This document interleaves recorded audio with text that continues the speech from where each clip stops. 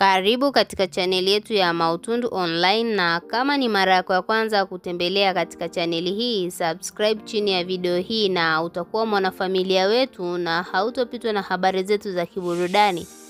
zinazokiki na kumake headline ndani na nje ya nchi ya Tanzania. Zari the Boss Lady ameweza kusafiri kutoka South Africa kuelekea Uganda, na sababu kuu iliyompeleka Uganda ni hili tamasha la Coffee Marathon. Maana ni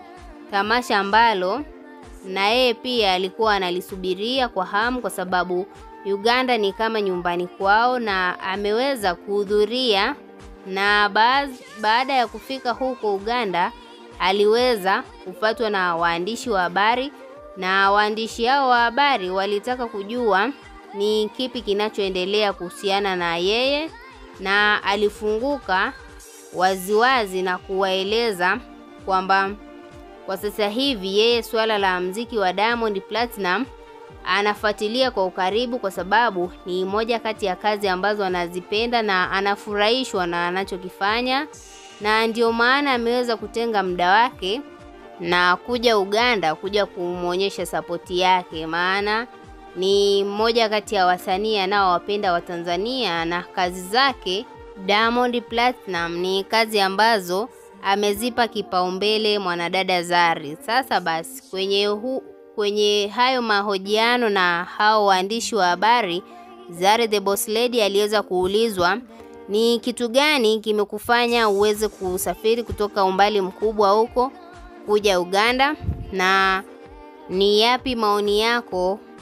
kwenye hili tamasha la Coffee Marathon ambalo limeweza kufanyika hapa Uganda. Zari the Boss Lady aliweza kuwajibu hao waandishi wa habari kwamba ameweza kusafiri kutoka South Africa kuja Uganda ni kwa sababu tu ya ex wake ambaye ni Diamond Platinum. Amekuja kuangalia kipaji chake na ni nini anachoperform katika hiyo stage, kwa sababu ni msanii wake pendwa na anapenda kazi zake zote anazozifanya Diamond Platinum, iwe ndani ya Tanzania au nje ya Tanzania, ni lazima yeye aweze kuhudhuria. Na vile vile amesema kwamba anatamani aweze kufanya kolabo na Jose Chameleone, kwa sababu ni moja kati ya watu ambao na yeye anawakubali katika mziki wao wa Uganda, na ndio maana ameweza kuhitimisha. Kwa hivyo tuachie maoni yako ndani ya comment section, na vile vile usisahau kusubscribe, kulike na kuturn on notification.